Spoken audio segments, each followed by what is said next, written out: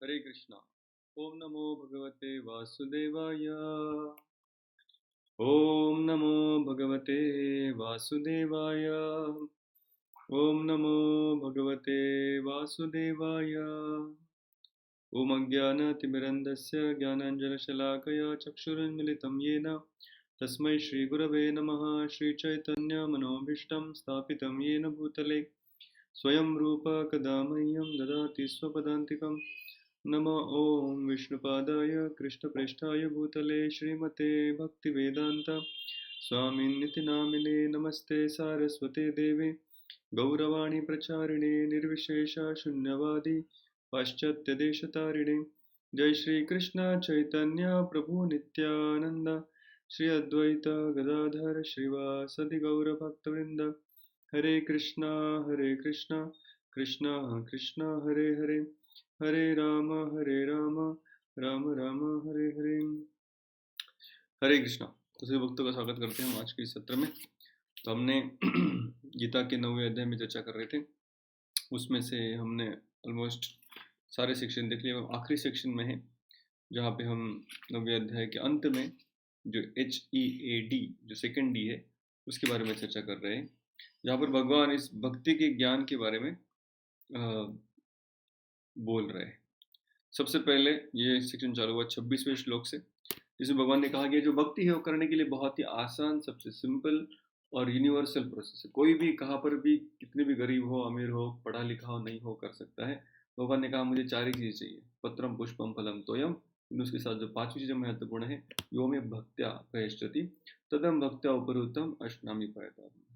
फिर भगवान ने देखा कि ये सिंपल है, 4 चीज़ें मिलना तो सिंपल है, लेकिन जो 5वीं चीज़ है भक्ति, इसको प्राप्त करना बड़ा दुर्लभ है।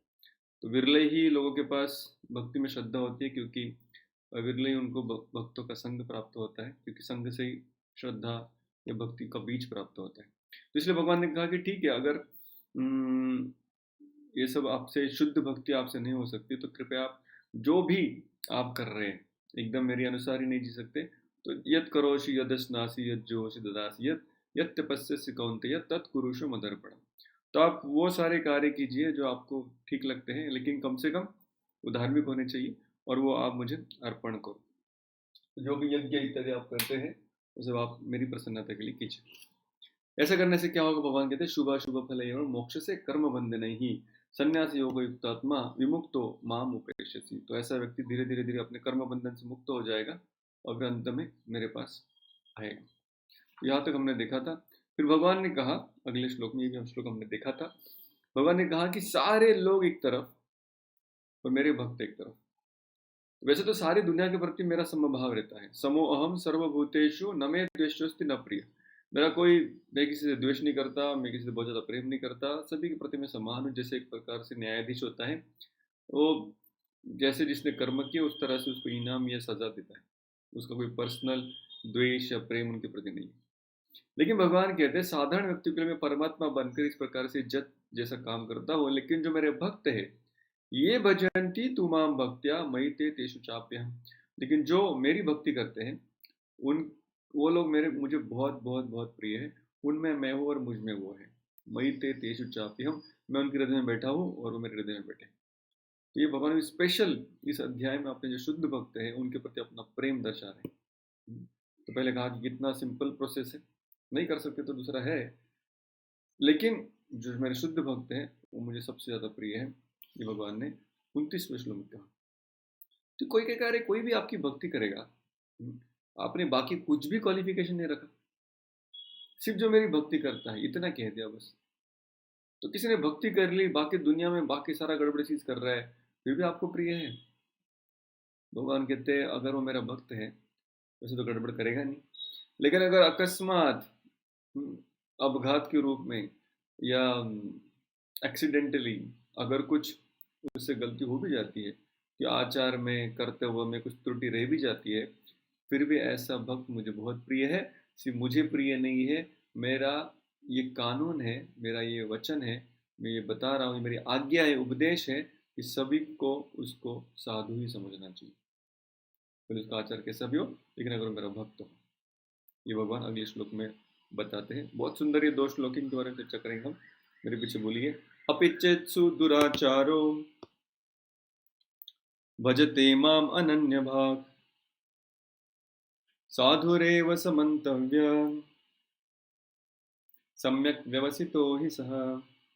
पढ़िए कोई भाषांतर।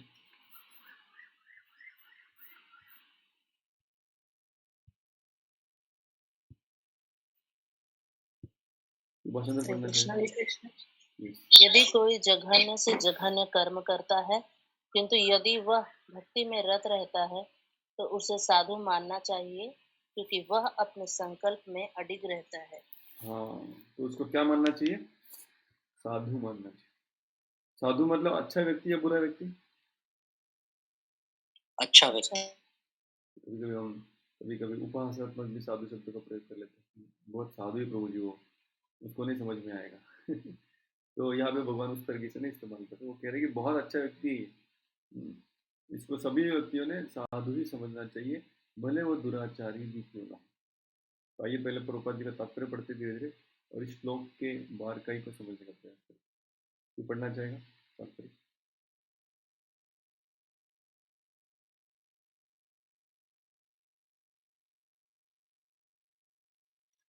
हरे कृष्ण प्रभु जी। तात्पर्य। इस श्लोक का सुदूराचार शब्द अत्यंत महत्वपूर्ण है। अतः हमें इसे ठीक से समझना होगा। जब मनुष्य बद्ध रहता है तो उसके दो प्रकार के कर्म होते हैं। प्रथम बद्ध और द्वितीय स्वाभाविक। जिस प्रकार शरीर की रक्षा करने या समाज तथा राज्य के नियमों का पालन करने के लिए तरह तरह के कर्म करने होते हैं, उसी प्रकार से बद्ध जीवन के प्रसंग में भक्तों के लिए कर्म होते हैं जो बद्ध कहलाते हैं। किसी व्यक्ति को कर्म मतलब दो प्रकार के कर्तव्य होते हैं। तो थोड़ा सा रुक रुक के इसकी चर्चा करेंगे। म्यूट करिए। हाँ, तो दो प्रकार के कर्तव्य होते प्रभुपाद कह रहे हैं। एक होते हैं बद्ध जीव के जो कर्तव्य है, और दूसरे है उसके स्वाभाविक कर्तव्य। बद्ध मतलब क्योंकि वो एक बद्ध अवस्था में है। हमारी बद्ध अवस्था मतलब हमारा शरीर में अपनी आत्मा बंधी हुई है, और इस शरीर के अपने बहुत सारी पहचाने हैं। हमारा एक सोशल आइडेंटिटी है, हमारा एक सामाजिक पहचान है।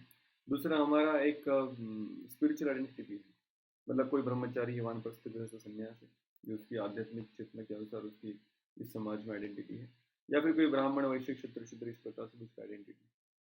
तो उसके सामाजिक जो आइडेंटिटी है, उसके लिए उसको बहुत सारे कर्तव्य करने पड़ते हैं।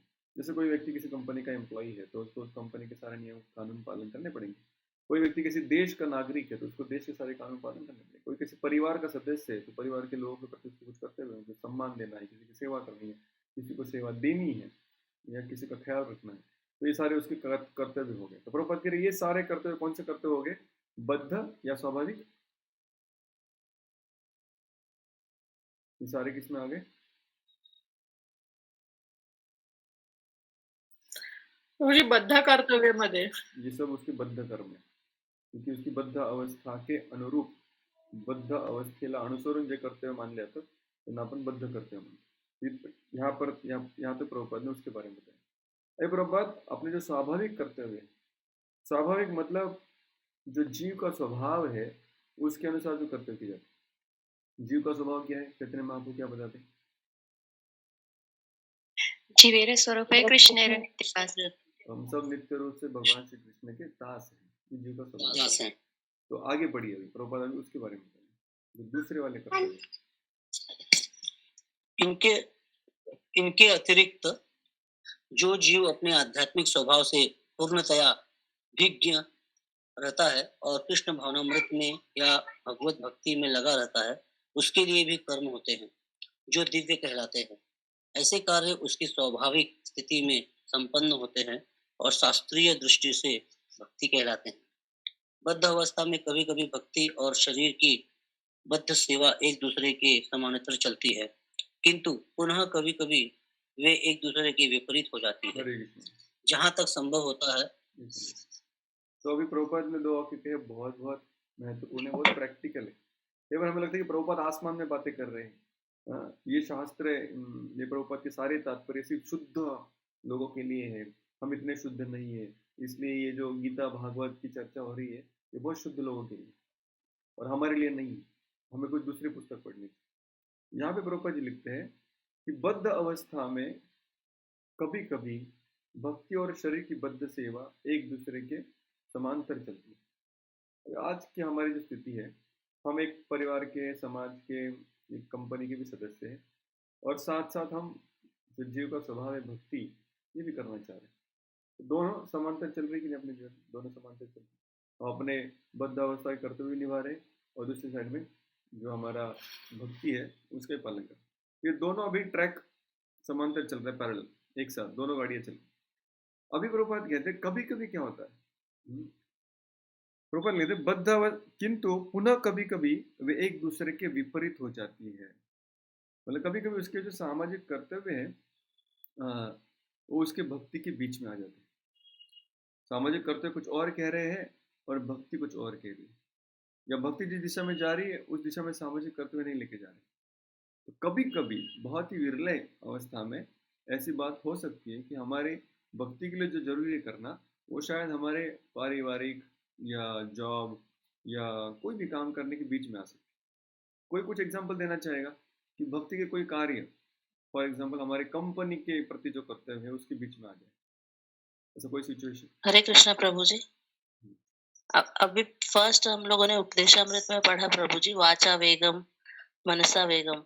तो उसमें जो हम लोग बोलते हैं, मतलब हम लोग को अपनी वाणी संभाल कर बोलना है, लेकिन जब काम करते हैं तो वहां पर हम जो 6 प्रकार के वो हैं, वो कुछ मतलब नहीं संभाल पाते हैं। जैसे चिल्लाना है, कुछ किसी ने गलती किया तो हम चिल्लाकर बोल देते हैं, गुस्सा करते हैं, तो ये सब चीजें बाधा होती है। तो बाधा हो गई, बराबर। तो कहा गया कि ये समझ कीजिए भक्ति में रुको गोस्वामी, लेकिन हम जब एक्चुअली जॉब में काम करते हैं तो कई बार चिल्लाना पड़ता है, तो वेग बढ़ जाता है हमारा, तो हम वो वेग को कंट्रोल नहीं कर पाते। Very good. और कुछ भक्ति के कार्य करने गए लेकिन वो कार्य अपने जॉब के कार्य में बाधा बन रहे हैं, ये दोनों समान नहीं चल रहे, ऐसा कभी होता है?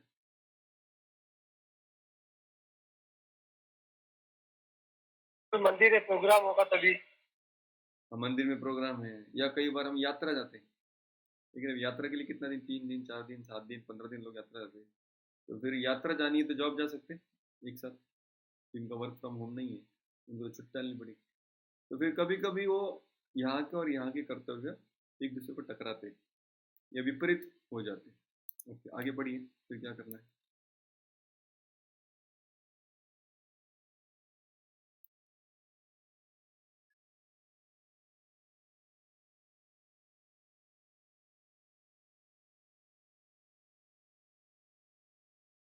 आगे बढ़िए, प्रेम शंकर।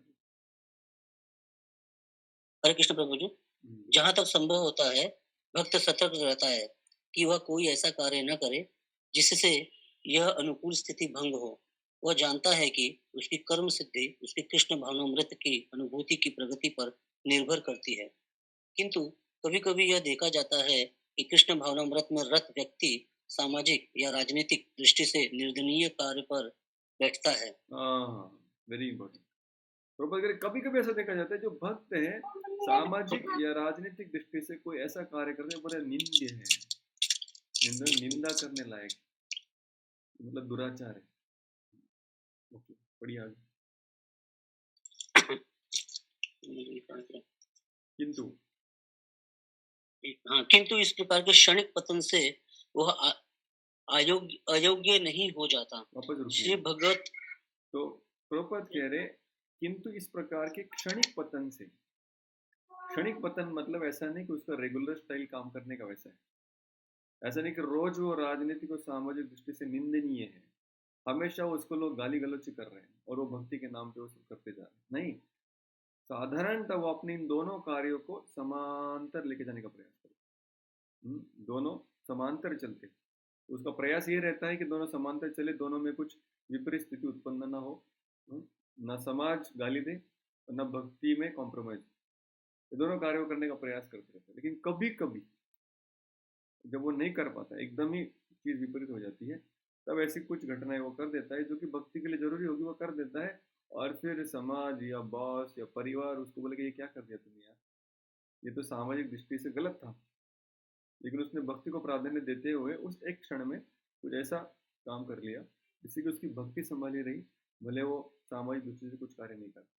जैसे मान लीजिए कि आपकी 16 माला बाकी है, आपने ठीक से प्लानिंग नहीं किया, या फिर सुबह ऑलरेडी समाज का कुछ कार्य था, दोपहर में भी समाज का कुछ कार्य था, शाम को भी किसी का शादी आ गया, अब आप सोच रहे तीनों जगह पे जाऊंगा तो भक्ति की तो पूरी लाइन बिगड़ जाएगी। फिर आपको तीनों में से किसी एक कार्य को टालना पड़ता है, या परिवार के किसी और के सदस्य को भेजना पड़ता है। तो ऐसे परिस्थिति में समाज फिर कहेगा कि ये देखो दोनों तरफ गया, मेरे पास नहीं आया। अभी उसको देखना पड़ता है कि अभी चलो भक्ति पहले बचा नहीं, प्रयास तो वो करता है सब सब करने का, लेकिन जब उसकी भक्ति में बाधा आने लगती है तो वो ऐसे कार्य को रोक देता है। तो प्रभुपाद कहते हैं ऐसे क्षणिक पतन से वह अयोग्य नहीं हो जाता। तो जो सामाजिक दृष्टि से देख रहे हैं, जिनको भक्ति की दृष्टि है ही नहीं, वो कहेंगे कि गलत है। लेकिन प्रभुपाद और कृष्ण क्या कह रहे हैं, साधु रेव समंत, तो उसको गलत मत कहो, उसको अयोग्य मत कहो, उसको योग्य ही समझो। आगे बढ़िए। श्रीमद् भागवत में कहा गया है कि यदि कोई व्यक्ति पतित हो जाए किंतु यदि भगवान की दिव्य सेवा में लगा रहे तो हृदय में वास करने वाले भगवान उसे शुद्ध कर देते हैं और उस निंदनीय कार्य के लिए क्षमा कर देते हैं। भौतिक कल्मश इतना प्रबल है कि भगवान की सेवा में लगा योगी भी कभी कभी उसके जाल में आ फंसता है, लेकिन कृष्ण भावनामृत इतना शक्तिशाली होता है कि इस प्रकार का आकस्मिक पतन तुरंत रुक जाता है। हरे कृष्ण। इसलिए तो प्रभुपाद जी लिख रहे हैं अभी दूसरी चीज, कभी कभी ऐसे जो भक्ति में चल रहे हैं तो चार नियम पालन करने का प्रयास करते हैं, अपने मन को अपने वेगों को नियंत्रित करने का प्रयास करते हैं, जो समाज भी उसकी बड़ी सराहना करता है। लेकिन कभी कभी क्योंकि ये मन है और उसके ऊपर इतने जन्मों के संस्कार हैं, जैसे कोई पंखा होता है, जब पंखा फुल स्पीड में घूम रहा है, जब आप पंखे का बटन बंद कर देते हैं, क्या पंखे का घूमना तुरंत उसी क्षण बंद हो जाता है या कुछ समय लगता है? कुछ समय लगता है। समय लगता है। प्रभुपाद कहते हैं वैसे ये जो मन है अभी शुद्धिकरण की प्रक्रिया में लग चुका है, लेकिन पहले पुराने बहुत सारे संस्कार है, इसलिए कभी कभी वो कुछ जाने अनजाने में कुछ गड़बड़ कर सकता है। क्यों? क्योंकि वो प्रभाव ही इतना शक्तिशाली है। उसने कुछ प्लान करके, मतलब ऐसे नहीं कि 15 दिन से 20 दिन से 3 महीने से प्लान कर रहा था और फिर बाद में चोरी डकैती या और भी कुछ बलात्कार या ऐसे कुछ घृणास्पद कार्य की, तो अकस्मात पतन प्रभुपाद कह रहे, प्लान्ड या पूर्व नियोजित पतन नहीं कह रहे, अकस्मात पतन अगर किसी का हो जाए तो ऐसे व्यक्ति को भी हमें अयोग्य या असाधु नहीं समझना चाहिए, हमें उसे योग्य और साधु ही समझना चाहिए अगर उसका भक्ति का पालन ठीक से चले। ये सबसे इम्पोर्टेंट है। अगर अपने भक्ति की साधना को, साधु संग को, श्रवण प्रक्रिया को ही अगर वो निग्लेक्ट कर रहा है, उसको दुर्लक्षित कर रहा है और फिर गलतियां कर रहा है, तो जरूर उसका गलती हो रहा है। लेकिन अगर वो भक्ति का अपना पालन ठीक से कर रहा है, प्रामाणिक है, सिंसियर है, गंभीर है, लेकिन अकस्मात क्योंकि माया का प्रभाव है, इंद्रियों का बल है, पुराने संस्कार है, इसके लिए कभी कभी कुछ गलती हो जाती किसी से, भगवान कह रहे हैं मैं उस गलती को नहीं देखता, मैं देखता हूँ उसके हृदय में जो प्रामाणिकता है, जिस प्रामाणिकता से, जिस दृढ़ व्रत से वो अपने भक्ति का पालन कर रहा है, उसकी वजह से मैं उसको योग्य समझता हूँ, उसको साधु समझता हूँ।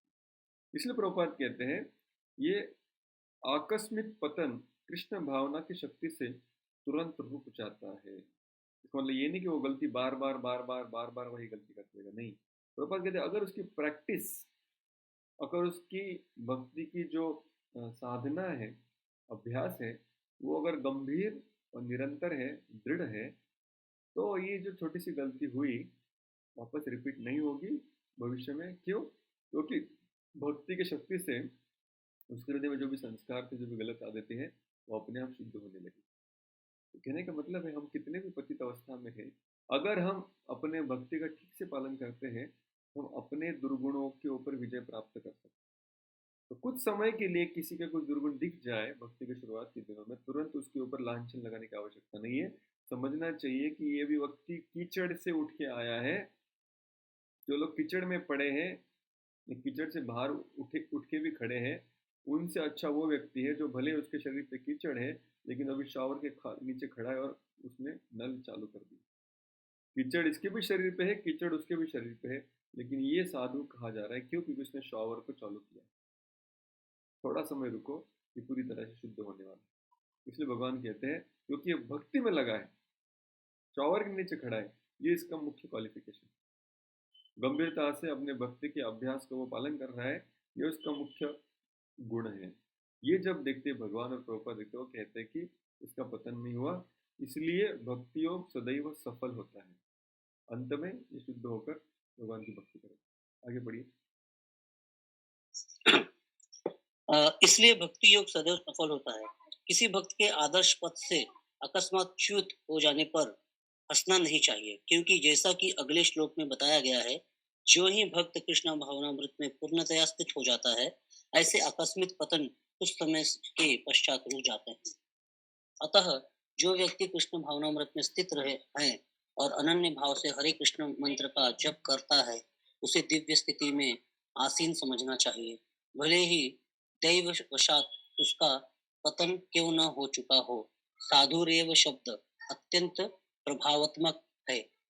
ये भक्तों को सावधान करते हैं कि आकस्मिक पतन के कारण भक्त का उपहास नहीं किया जाना चाहिए, उसे तब भी साधु ही मानना चाहिए। मंतव्य शब्द तो इससे भी अधिक बलशाली है।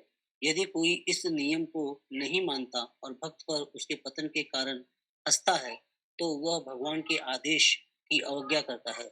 भक्त की एकमात्र योग्यता यह है कि वह अविचल तथा आनंद भाव से भक्ति में तत्पर रहे। नरसिंह पुराण में भी तो प्रभुपाद यहाँ पर दो शब्दों को ठोस प्रभाव देकर बोल रहे हैं। साधुरेव मतलब साधु एव। क्या शब्दार्थ लिखा है, पढ़िए कोई लोग के नीचे। साधु मतलब साधु पुरुष, एव मतलब निश्चय ही। साधु समझ ले भाई, साधु ही समझना चाहिए और कुछ नहीं समझना चाहिए व्यक्ति। अब ये बोल दिया ना, ऑलरेडी जोर दे दिया भगवान ने, साधु एव। फिर भगवान का मंतव्य, मंतव्य मतलब जैसे कर्तव्य होता है ना, कर्तव्य मतलब क्या?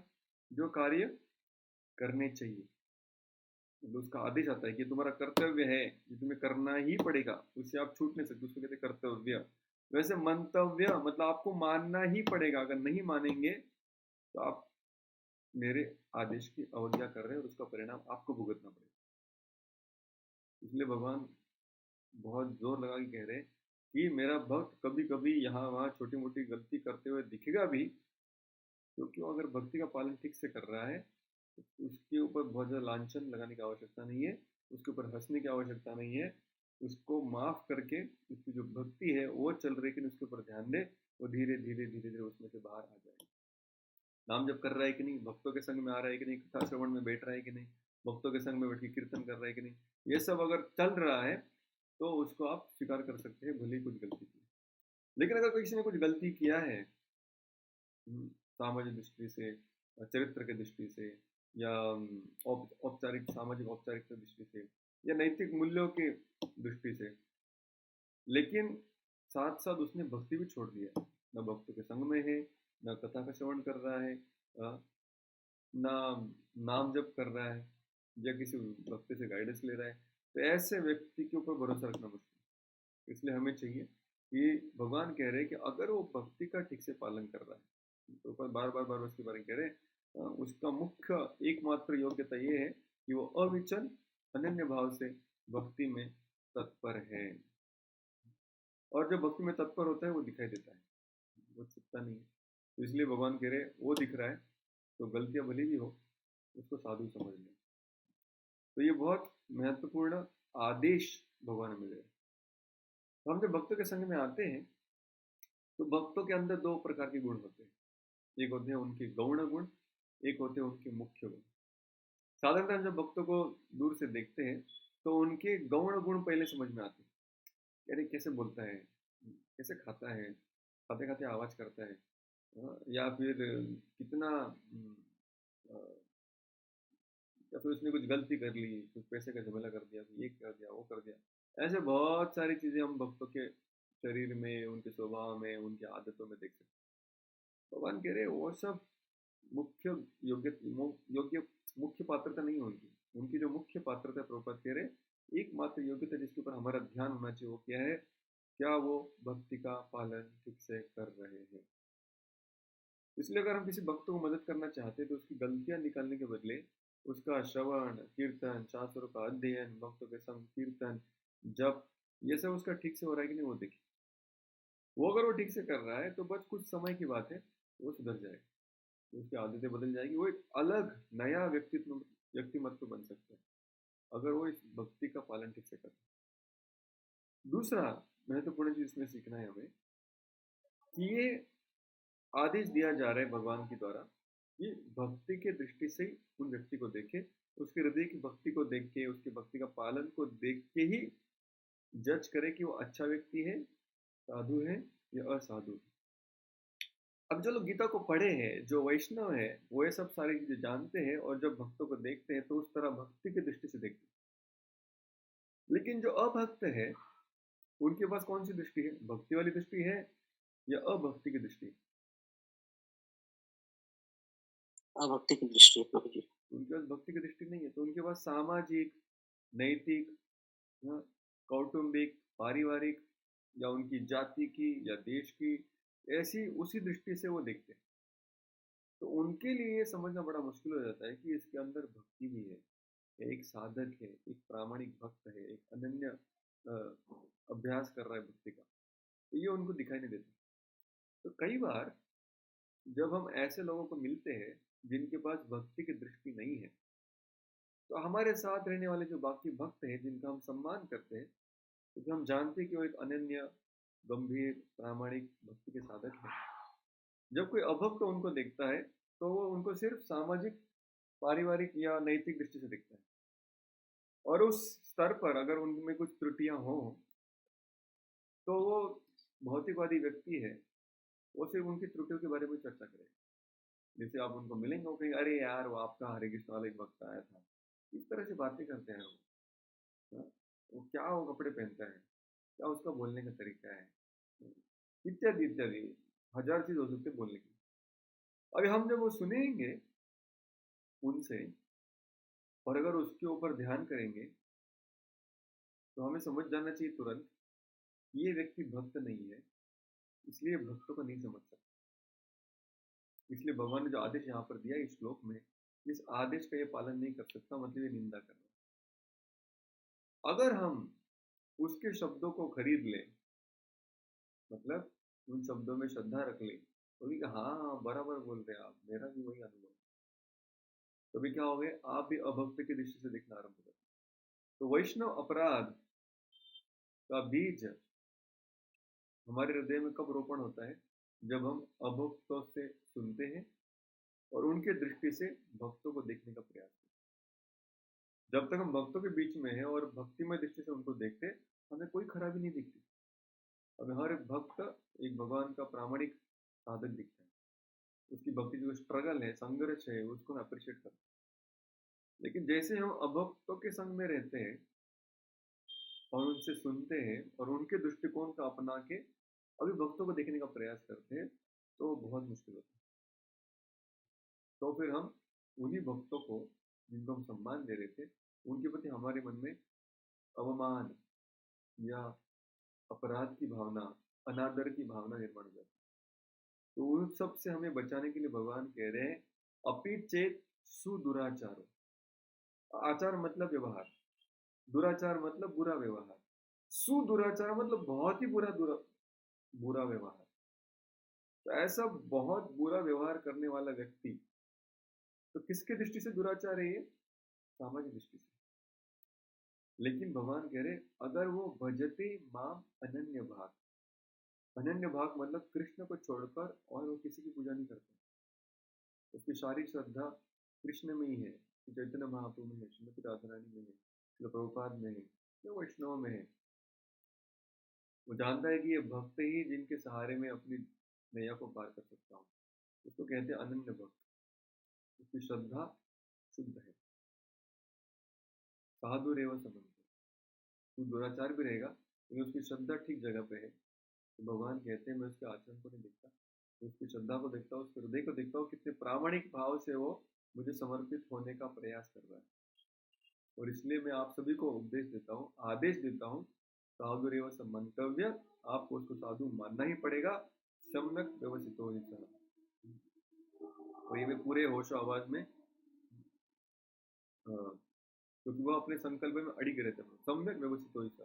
तो अपने भक्ति से वो च्युत नहीं हुआ है, अपनी भक्ति की प्रैक्टिस उसने रोकी नहीं है। तो ऐसे व्यक्ति को मैं साधु ही समझता हूँ। ओके, आगे बढ़ेंगे प्लीज। नरसिंह पुराण में निम्नलिखित कथन प्राप्त है। भगवती च हरावनन्य चेता भृशमालिनोऽपि विराजते मनुष्यः न हि शशकृषच्छवि कदाचित् तिमिरपरा भवता उपैति चंद्रः।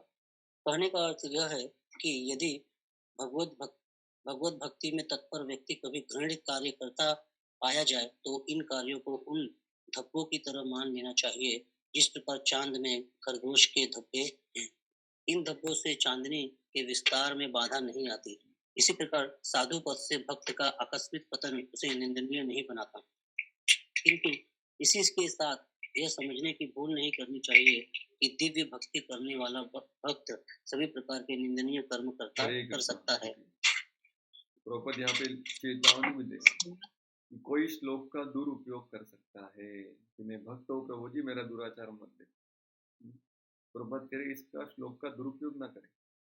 कोई भी भक्त दिव्य भक्ति करते करते निंदनीय कर्म में ना लगे। पूर्व नियोजित निंदनीय कर्म करना ये अपराध है। हरिनाम के प्रति 10 अपराध है, उसमें कौन सा अपराध इसके बारे में चर्चा करता है कि हरिनाम भी कर रहे हैं लेकिन जानबूझकर सारे पाप कृत्य में भी लग रहे हैं। कितने नंबर का अपराध है?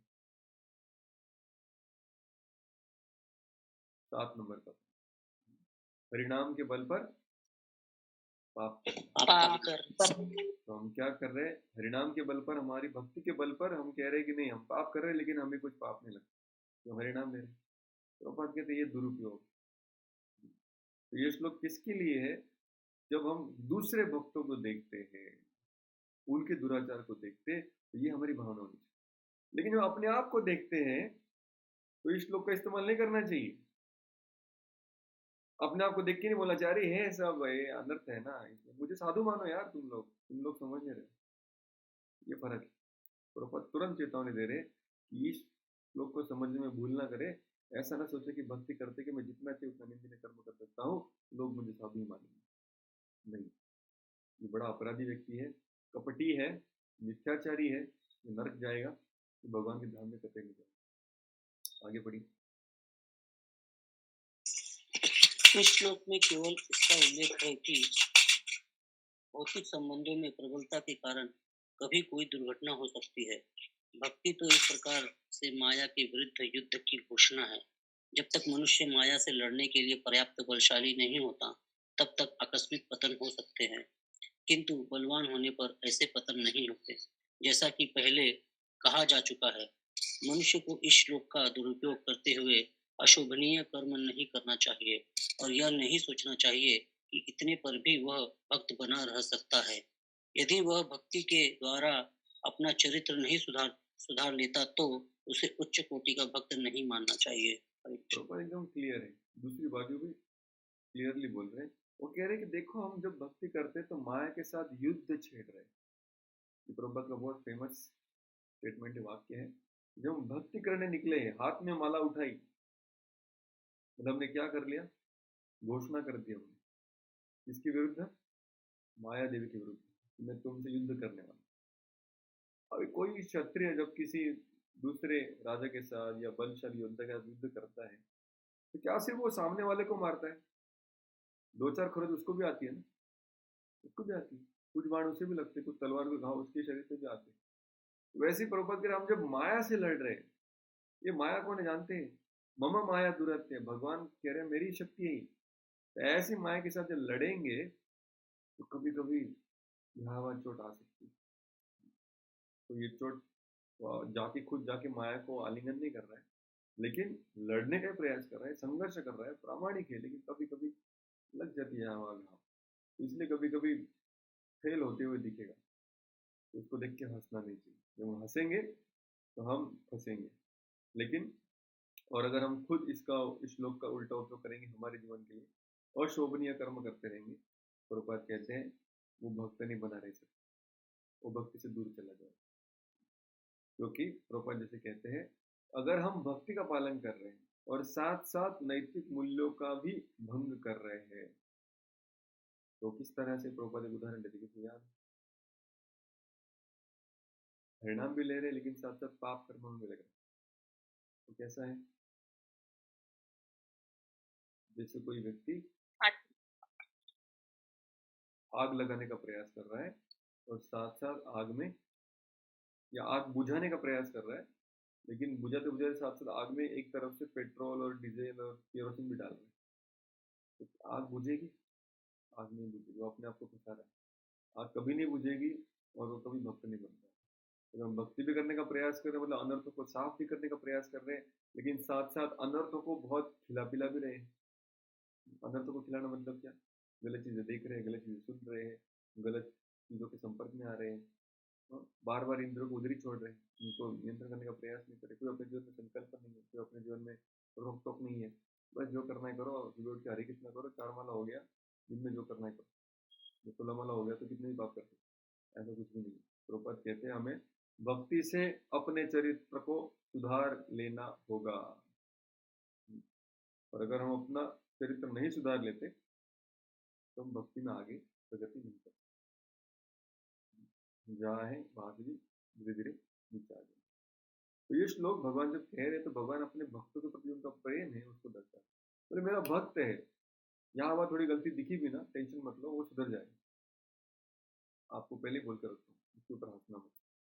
इसको कुछ उदाहरण याद है जब किसी भक्त ने कुछ ऐसा कार्य किया घृणास्पद और कुछ लोग उनके ऊपर हंसे और उनको बहुत बड़ा उनको कर्ज उतारना पड़ा, बहुत भुगतना पड़ा उस गलती, शास्त्र से कोई उदाहरण?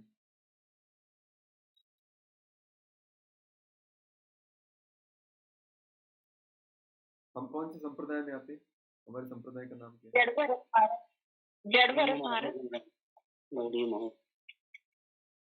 ब्रह्म मध्व गौड़ीय संप्रदाय। तो हम ब्रह्म मध्व गौड़ीय संप्रदाय, तो इसलिए अपने पूरे परंपरा में सबसे पहले आचार्य कौन है कृष्ण के बाद?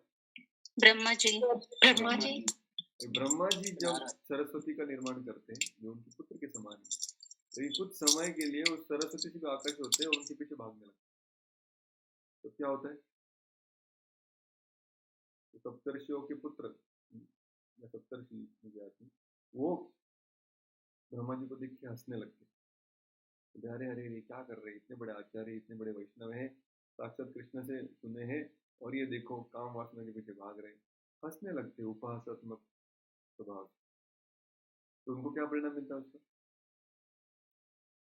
तो उनको पृथ्वी के ऊपर जन्म लेना पड़ता है और जन्म होते ही उनकी मृत्यु भी होती है। देवकी के पुत्र बनकर आते हैं और उनको 6 बार 6 पुत्रों को जन्म के पश्चात ही बहुत घृणास्पद मृत्यु का सामना करना।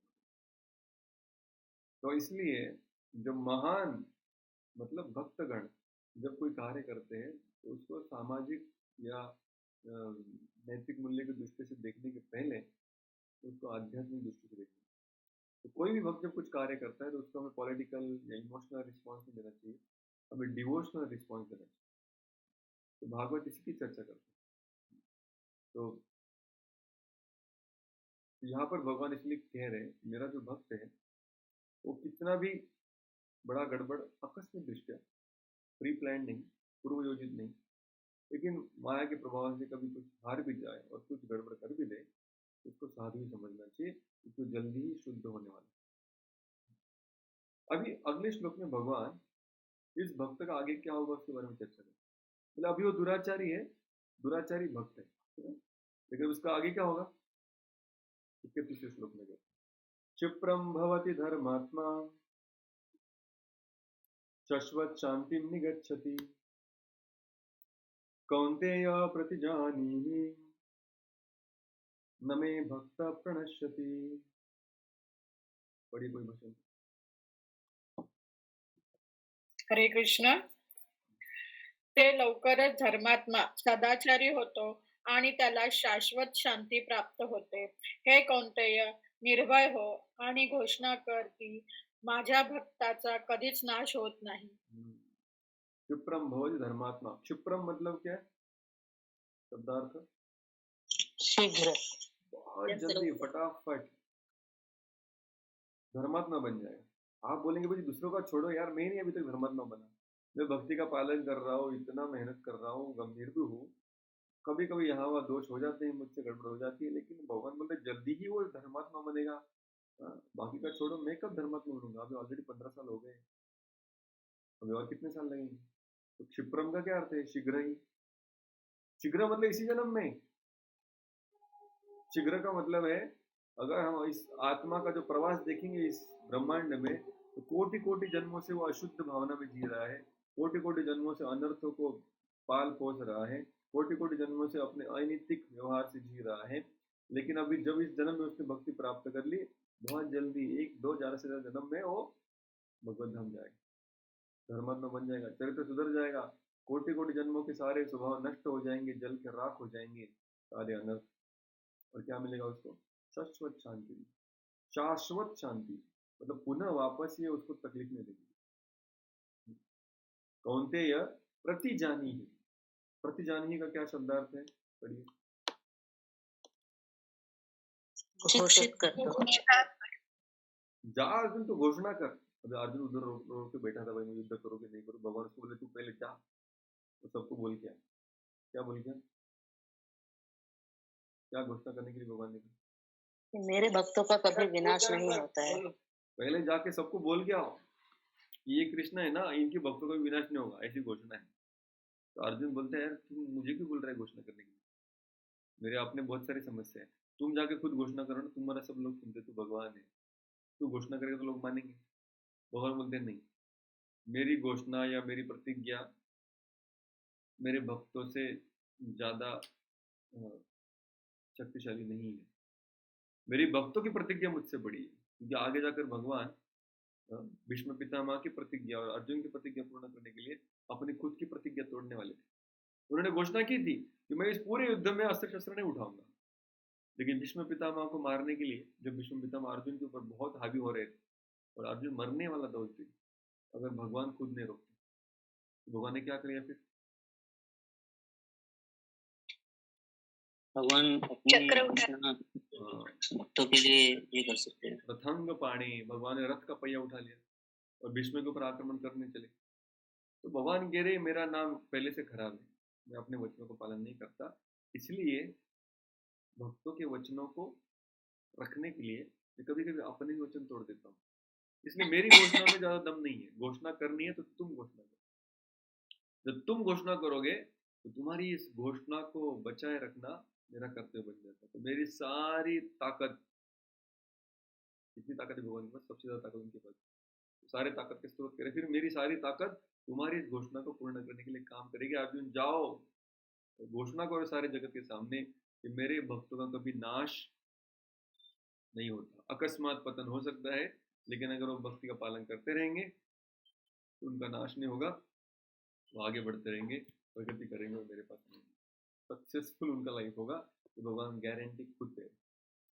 इसलिए कभी कभी हम भक्ति में चलते चलते कभी थोड़ा लेफ्ट थोड़ा राइट, थोड़ा गड़बड़ थोड़ा सही, ऐसा करते रहते हैं।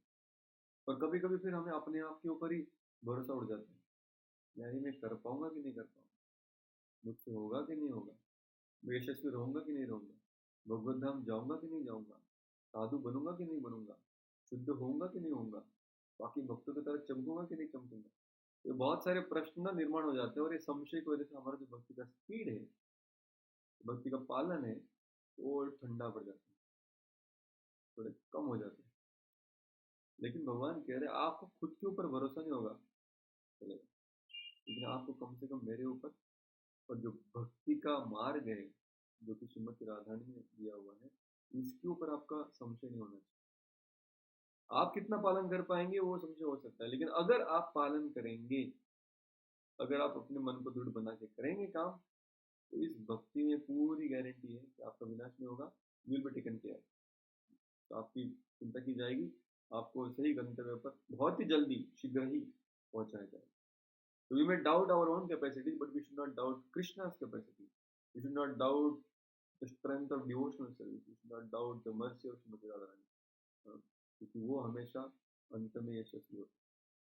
तो ये भगवान हमें कॉन्फिडेंस दे रहे हैं इस श्लोक में, अकस्मात पतन यहाँ होगा, डरिए मत, करते रहिए, अंत में यश जरूर आपका होगा। पढ़िए कोई तात्पर्य।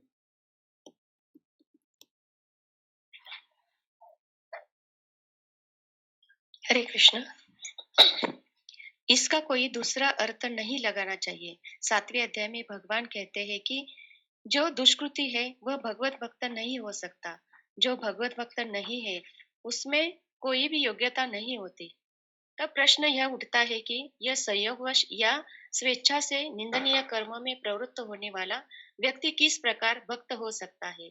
यह प्रश्न ठीक ही है, जैसा कि 7वें अध्याय में कहा गया है, जो दुष्टात्मा कभी भक्ति के पास नहीं भटकता, उसमें कोई सद्गुण नहीं होते। श्रीमद् भागवत में भी इसका उल्लेख है। सामान्यतया 9 प्रकार के भक्ति कार्यों में युक्त रहने वाला भक्त अपने हृदय भौतिक कलमश से शुद्ध करने में लगा होता है। वह भगवान को अपने हृदय से बसाता है। फलतः उसके सारे पाप पूर्ण कलमश धुल जाते हैं। निरंतर भगवान का चिंतन करने से वह स्वतः शुद्ध हो जाता है। वेदों के अनुसार ऐसा विधान है कि यदि कोई अपने उच्च पद से नीचे गिर जाता है तो अपनी शुद्धि के लिए उसे कुछ अनुष्ठान करने होते हैं, किंतु यहाँ पर ऐसा कोई प्रतिबंध नहीं है, क्योंकि शुद्धि ही क्रिया भगवान का निरंतर स्मरण करते रहने से पहले से ही भक्त के हृदय में चलती रहती है। अंत हरे कृष्ण कृष्ण कृष्ण हरे हरे, हरे राम राम राम हरे हरे, इस मंत्र का अनवरत जप करना चाहिए। यह भक्तों को आकस्मिक पतन से बचाएगा। इस प्रकार वह समस्त भौतिक कलमशों से सदैव मुक्त रहेगा। हरे कृष्ण। बाकी मार्गों में जब कोई व्यक्ति अनर्थ को देखता है तो उसके अनर्थ की वजह से जो पाप कर्म जन्मे, उसके लिए उसको अलग से बहुत सारे अनुष्ठान या प्रायश्चित करने पड़ते हैं, जिससे कि वो शुद्ध हो जाए। यहाँ पे प्रभुपाद जी कह रहे हैं कि जब कोई भक्त के जीवन में कोई ऐसा प्रकट हो जाता है तो उसको और क्या अनुष्ठान करने की आवश्यकता नहीं। वो जो अपना भक्ति का पालन कर रहा था उसको ही अगर वो ठीक से वापस करे तो वो सारे पापों से, अनर्थों से या कलमोशों से मुक्त हो जाए। तो ये बहुत इंपॉर्टेंट है। कोई भक्त अगर अपने हृदय में अनर्थों को देखता है तो उसमें तो अलग से कुछ प्रयास करने की जरूरत नहीं। जो भक्ति कार्य है वो इसको उठाएंगे और अपने आप उसके अंदर सारे सद्गुण का विकास हो जाए। तो ये भगवान की गारंटी भगवान लेते हैं अपने भक्त को। अब इस श्लोक का एक और अर्थ, मतलब इसी विचार को और आगे बढ़ाने के लिए भक्तिविनोद ठाकुर इसका अर्थ देते हैं।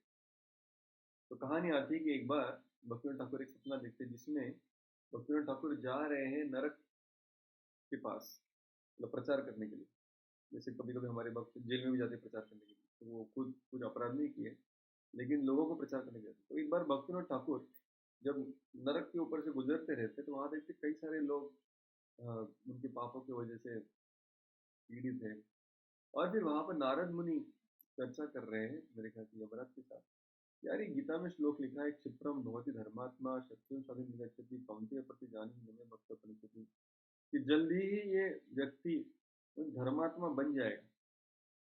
अरे धर्मात्मा बन जाएगा मतलब पहले वो धर्मात्मा था कि नहीं था? अगर हम कहते हैं कि ये चीज अभी थोड़ी देर में साफ हो जाएगा, इसका मतलब अभी क्या है? साफ है कि गंदा है? गंदा है। गंदा है, साधारण ही अर्थ है। तो भगवान कह रहे क्षिप्रम भवति धर्मात्मा, बहुत जल्दी ये धर्मपरायण या शुद्ध बन जाएगा। इसका मतलब भगवान क्या कह रहे हैं? तो पहले शुद्ध था कि नहीं था?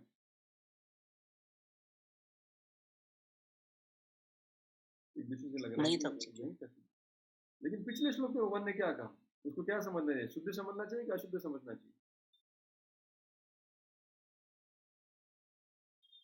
समझ में आपको प्रश्न?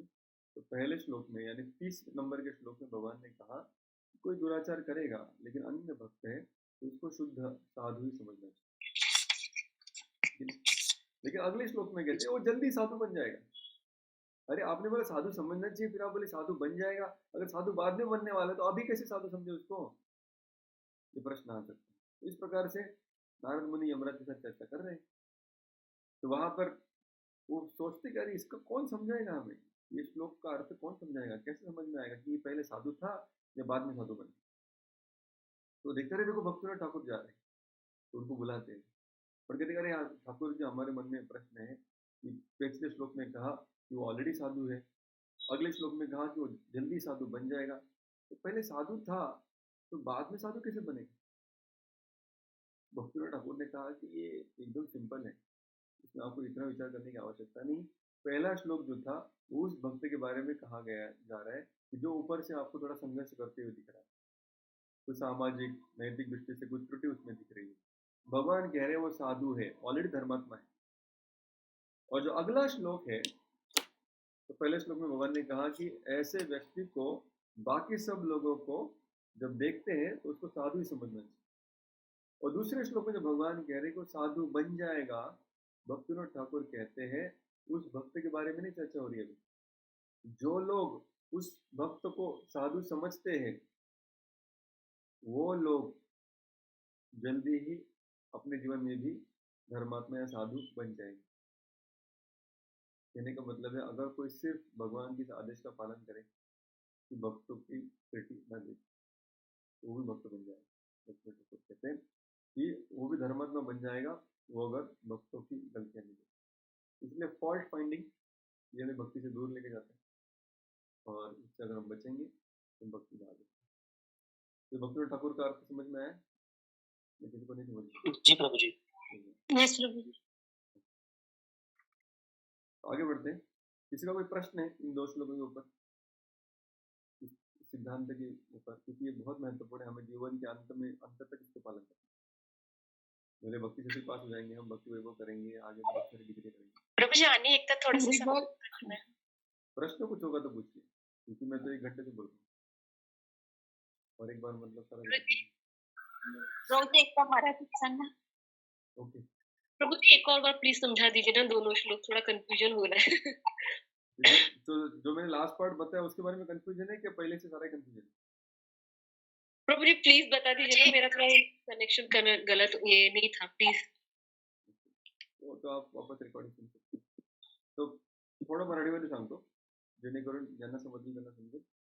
तो पहिल्या श्लोकामध्ये भगवंतांनी सांगितलं की अपिचेत सुदुराचारो भजते माम अनन्य।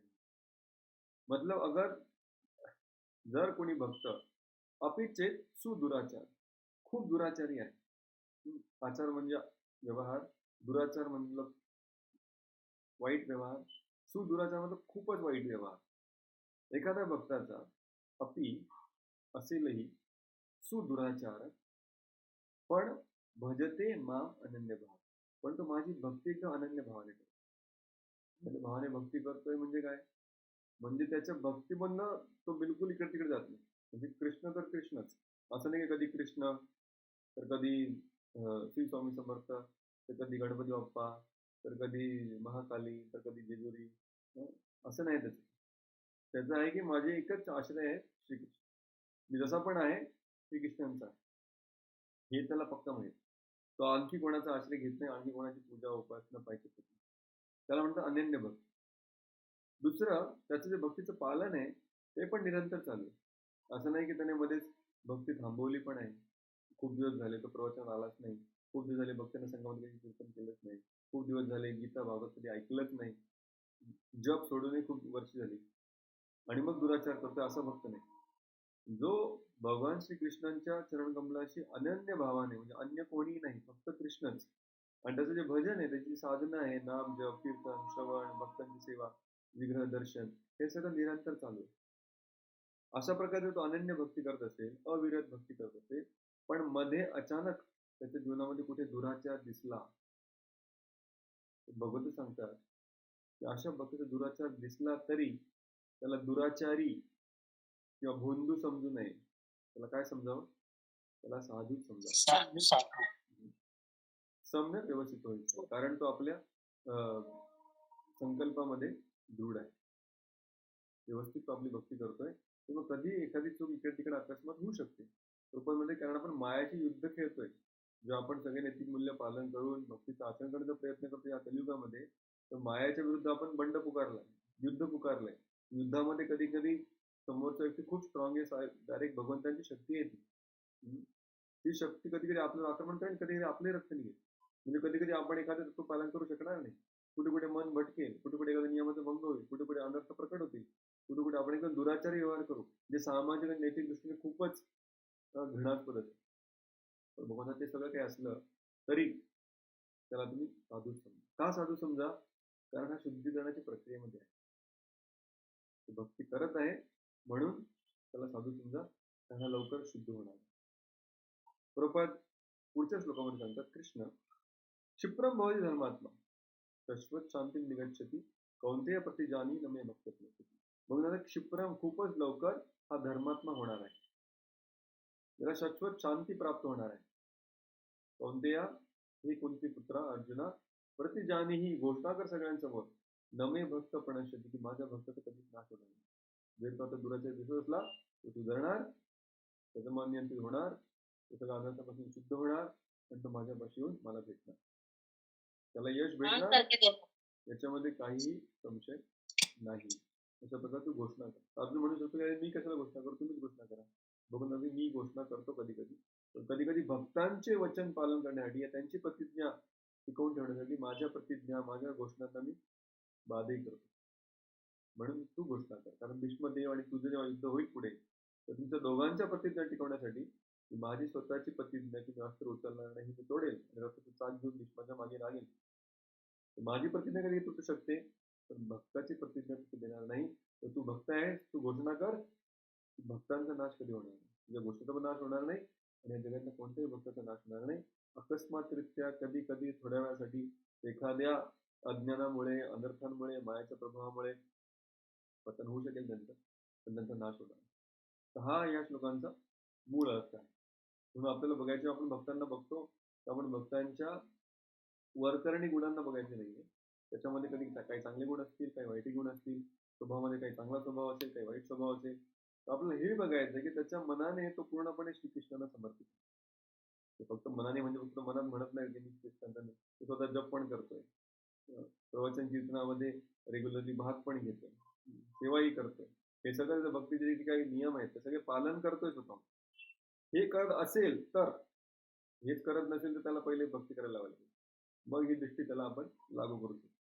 पण तो हे सगळं करतच नसेल तर मग ही दृष्टी त्याला लागू होत नाही. कारण पहिल्या श्लोकात सांगितलं की जो अनन्य भाव व्यवस्थित भगवंतांच्या चरणकमलाशी करणार, तोच भक्तांमधली आपण भावना लागू शकतो, अन्य कोणासाठी नाही. दुसरा अर्थ मी याच्यात सांगतो, भक्तिविनोद ठाकूरांनी सांगितलेला. एकदा नारद मुनी यमराजांशी चर्चा करत होते, या श्लोकाचा काय अर्थ आहे. पहिले सांगितलं की त्या व्यक्तीला धर्मात्माच समजावं, साधू समजावं, आणि पुढच्या श्लोकात सांगितलं लवकरच तो साधू बनेल किंवा लवकर तो धर्मात्मा होईल. क्षिप्रम भवती धर्मात्मा, भवती म्हणजे होईल. म्हणजे हा पहिले धर्मात्मा होता की नंतर होणार आहे, काहीतरी सांगा ना. पहिल्या श्लोकात म्हणाले की तो धर्मात्माच समजा. समजा म्हणजे काय खोटं खोटं समजायचं का, काय आहे की नाही धर्मात्मा, खरंच तो साधू आहे की नाही, नुसतं समजायची गोष्ट आहे की खरंच तो साधू आहे. भक्तिविनोद ठाकूर सांगतात की तो खरंच साधू आहे, त्याला धर्मात्मा बनायची गरज नाही, तो ऑलरेडी धर्मात्मा झालेला आहे. भले अकस्मात काही पतन झालं त्या भक्ताचं, तरी तो धर्मात्माच आहे, कृष्णाने ऑलरेडी सांगितलेला आहे. आणि मग पुढे सांगितलं धर्मात्मा होणार तो कोण आहे. तो हा व्यक्ती जो दुरून या भक्ताला बघतोय आणि विचार करतोय की हा साधू आहे, त्याचे दुर्गुण बघून सुद्धा तो विचार करतो की नाही हा साधू आहे, याला साधूच समजलं पाहिजे. असा जो विचार करतो तो व्यक्ती धर्मात्मा नव्हता अजूनपर्यंत तरी चालेल, तो लवकर धर्मात्मा होईल. सांगण्याचं तात्पर्य, ज्यांनी भक्तीचं शरण घेतलीये तो धर्मात्मा आहेच, पण अशा भक्ताकडे जो योग्य दृष्टीने बघतो तो व्यक्ती पण लवकरच धर्मात्मा होईल. हे दोन अर्थ मी सांगितले. तर याचे प्रैक्टिकल एप्लीकेशन खूप सारे हैं, जैसा एक तो ये मैंने मराठी में बताया. फिर भी किसी कुछ प्रश्न है, समझलं? थैंक यू सो मच प्रभुजी, समझ में आया प्रभुजी, थैंक यू प्रभुजी. समजलं. समजलं नसेल तर ते माझे दुर्गुण बघू नका. समजलं प्रभुजी. नहीं प्रभु जी, समझा, एकदम अच्छे से समझा। थैंक यू प्रभु जी। तो दूसरा है कि अ, अभी ये मुझे नेक्स्ट पॉइंट याद आ रहा है कि जब भक्तिवेदांत ठाकुर का जो अर्थ है, जो लोग भक्ति की त्रुटि नहीं देखते, जो साधु समझते हैं, तब जाके वो धर्मात्मा बनने का कोई चांस है। इसलिए हम जब नए नए भक्ति में आते हैं तब हम सब भक्तों के कुछ दुर्गुण नहीं देखते, हम सब उनकी अच्छाई देखते रहते हैं। तर हे पण भक्त आहे, त्यांची तर दीक्षा पण झाली आहे, ते तर 16 माळा करतात, डीटी वर्शिप पण यांना करायला भेटते, भोगणारी कुकिंग पण करतात, त्या माताजी स्वतः भोग बनवतात, सगळ्यांप्रती आपला सम्मान असतो। तो इस सम्मान की भावना में हम बहुत फास्ट प्रगति करते हैं, एकदम फास्ट, क्षिप्रम बोल धर्मात्मा, एकदम गाड़ी अपना 120 की स्पीड से चल रहा है, फटाफट फटाफट फटाफट, और हम उसका अनुभव भी कर पाते हैं। परिणाम का हमारा संख्या बढ़ने लगता है, हमें भक्ति में आनंद आता है, हम 10 यात्रा जाते आते हैं, सब कुछ एकदम फटाफट बढ़ता है। लेकिन जैसे हम भक्त को और नजदीक आते हैं, या उनके और हमारे बाह्य सिच्युएशन में हम उनकी जैसे बन जाते हैं, ते सोळा मी पण 16 करतो, त्यांची दिशा माझी पण झाली आहे, भोग भोग मी पण बनवतो, फक्त मी फोडणी मारत नाही, पण कटिंग बिटिंग तर करतेच नाही। थोड्या वेळेला आपल्याला असं वाटतं की आता मी यांच्यामधले दोष काढू शकतो, आणि मग आपण त्यांची भक्ती बाजूला ठेवतो, ज्याबद्दल आपल्याला पहिले खूप सन्मान होता, त्यांची भक्ती बाजूला सारून आता आपण त्यांचे जे गौण, त्याचे दुय्यम गुण आहेत, उनका जो बाह्य चरित्र है, उसको देखकर उसके ऊपर टीका टिप्पणी उन गुणों को देखकर उनके ऊपर टीका टिप्पणी करने लगतो, त्या सगळ्या दोषांची आपण चर्चा करायला लागतो, आणि मग तेव्हा आपल्या भक्तीमध्ये ब्रेक लागतो। असं वाटतं की अरे पहिले प्रभूची किती मजा होती भक्तीमध्ये, सगळं किती चांगलं वाटत होतं, किती मजा यायची, आता बिलकुल भक्तीमध्ये मजा नाही, श्रद्धा पण कमजोर होत चालली, भक्तीमध्ये काही दृढ़ताच नहीं है, तो मेरा सारा भक्ति का पालन धीरे धीरे धीरे धीरे धीरे धीरे कम, और उसका जो अनुभव है वो भी बहुत ज़्यादा सुकून वाला नहीं है। ऐसा क्यों हो रहा है? जो हमारा देखने का नजरिया भक्तिमय दृष्टिकोण से सामाजिक, नैतिक या भौतिक तरीके का हो गया, तो हम भक्तों की जो भक्ति है उसको बहुत अनदेखा कर रहे हैं, उसकी तरफ हम गए, ये भक्ति तो सबके पास है यार, वो छोड़ो, वो तो सगळेच करतात, पण तुमचं हे पण चुकतंय, हे पण चुकतंय, ते पण चुकतंय। तो फिर हम उनकी भक्ति को नजरअंदाज कर देते हैं, दुर्लक्षित कर देते हैं, उनकी गुणों को देखने लगते हैं, दुर्गुणों को देखने लगते हैं। तो हमें चाहिए कि बार बार बार बार बार बार अपने मन को बताए कि भाई ये नहीं देखना, ये देखना, ये नहीं देखना, ये देखना है। भक्ति कर रहा है, जब कर रहा है, प्रवचन में आ रहा है, जीवन पालन करने का प्रयास कर रहा है, तो ये हमें हमेशा याद रखना चाहिए। अपने मन को जब जाए यहाँ पे, वापस इधर घुमाना चाहिए, फिर वो जाएगा, फिर घुमाना चाहिए, तो कहने का उसको नहीं, इधर देख, ये उसका मुख्य गुण है। क्योंकि जब भगवान इसके दोनों चीज देखते हैं तो भगवान खुद इसकी जो आंतरिक भक्ति है, उसका जो भक्ति का पालन है, उसको ज्यादा महत्व देते हैं, उसके आचरण को, दुर्व्यवहार को, दुर्गुणों को, स्वभाव को नहीं महत्व देते। भगवान खुद उसके भक्ति के पालन को महत्व दे रहे, तो मुझे भी वही देखना चाहिए जो भगवान देखते। अगर हम भगवान से विपरीत दृष्टि से देखता हूँ तो फिर वो अपराध हो जाता है। तो इसलिए जो आदर है ये भक्ति में प्रगति का साधन है, और जो अनादर है वो भक्ति में डूबने का साधन है। तो जब अनादर होता है तो उसका नेक्स्ट स्टेप है अपराध, और अनादर के पहले स्टेप क्या है? अभक्तों का संग। जो हमारी भौतिक दृष्टि या हमारी आध्यात्मिक दृष्टि या भक्तिमय दृष्टिकोण भौतिक कब बन जाता है? जब हम अभक्तों का संग करते हैं। तो फर्स्ट स्टेप है अभक्तों का संग, यानी उनसे बहुत कान देके हृदय देके सुनते हैं, तो वो पहला स्टेप है अभक्तों का संग। दूसरा है भक्तों के प्रति अनादर, और फिर तीसरा स्टेप क्या है अनादर के बाद? अपराध। तो अभक्तों का संग, अनादर, भक्तों के प्रति, और फिर अपराध, ये ये याद रखेंगे आप, तो अपराध से बच पाएंगे। क्योंकि जो अभक्तों को मिलते हैं तो मिलना चाहिए, अगर अपना कुछ सामाजिक कर्तव्य है, या वो हमारे ऑफिस में रहते हैं, या हमारे रिलेटिव है, या हमारे घर के सदस्य ही हो, तो उनके पास हम मिल सकते हैं, लेकिन उनकी बातों पे विश्वास नहीं करना। खास करके जब वो किसी भक्त के बारे में कुछ कहते हैं, ये बहुत महत्वपूर्ण चीज है। मैंने कितने बार देखा है, कितने बार देखा है, 3-4 भक्त अच्छे से भक्ति कर रहे हैं, या 3-4 परिवार अच्छे से भक्ति कर रहे हैं, अचानक उनमें कुछ एक व्यक्ति जिसको ऐसा लगता है कि हमने प्रचार करके भक्त बनाया, नया लाया है अंदर, लेकिन उसकी दृष्टि अभी तक बदली नहीं, अभी भी अभक्त ही है, और वो उन चारों के बीच में सारे दुर्गुण को देखने लगता है और एक दूसरे को बताने लगता है इसके दुर्गुण क्या है, उसके दुर्गुण क्या है, और जो पहले चार भक्त रहते हैं उसके बीच में झगड़ा चालू हो जाता है। क्यों होता है ऐसा? क्योंकि हमने, जो नया व्यक्ति आया, जो अभी तक भक्त बना नहीं, उसने माला भी आरंभ नहीं की, अपने भक्ति में दृढ़ भी नहीं है, अपने खुद का देखने का नजरिया दृष्टिकोण बदला नहीं है उसके, लेकिन वो शायद समाज में बहुत बड़ा व्यक्ति होगा, धनवान होगा, प्रभावशाली होगा, बहुत वक्तव्य तो उसका अच्छा रहेगा, या फिर प्रोग्राम के लिए बहुत सपोर्ट करता होगा, लेकिन उसकी दृष्टि अगर बदली नहीं है और हम अपने ही जो मित्र भक्त है उनके बारे में उनसे सलाह लेंगे, उनके बारे में उनसे सुनेंगे, तो हमारी जो पहली भक्तिमय मित्रता थी वो नष्ट होने के लिए समय लगा।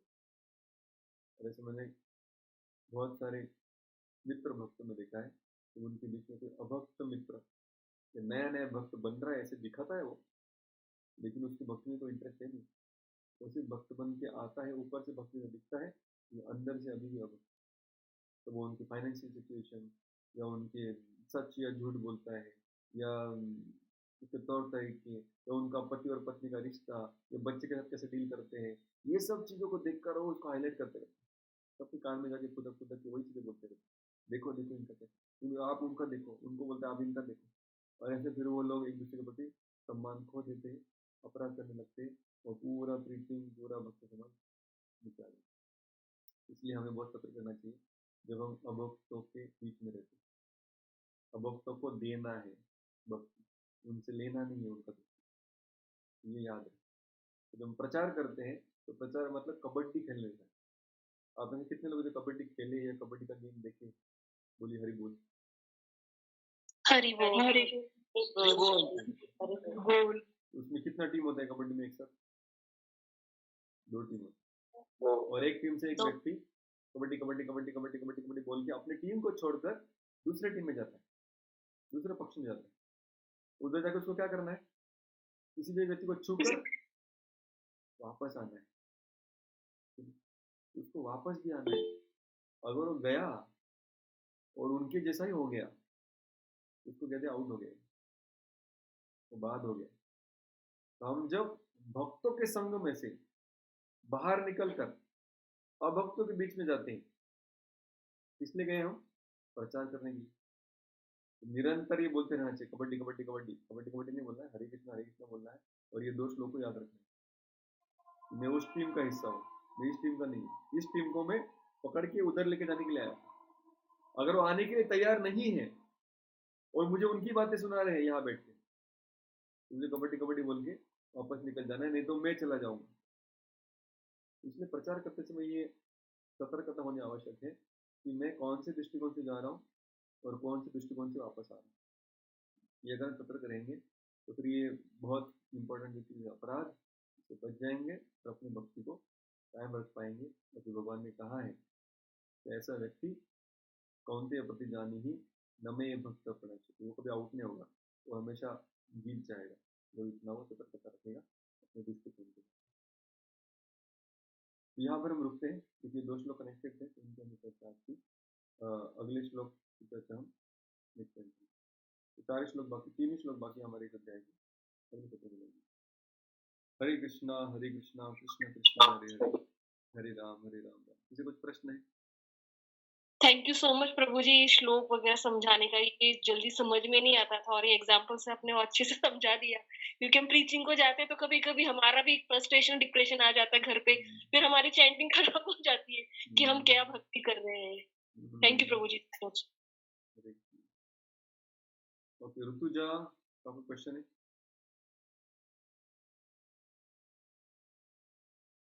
आपने हाथ उठाए शायद गलती से।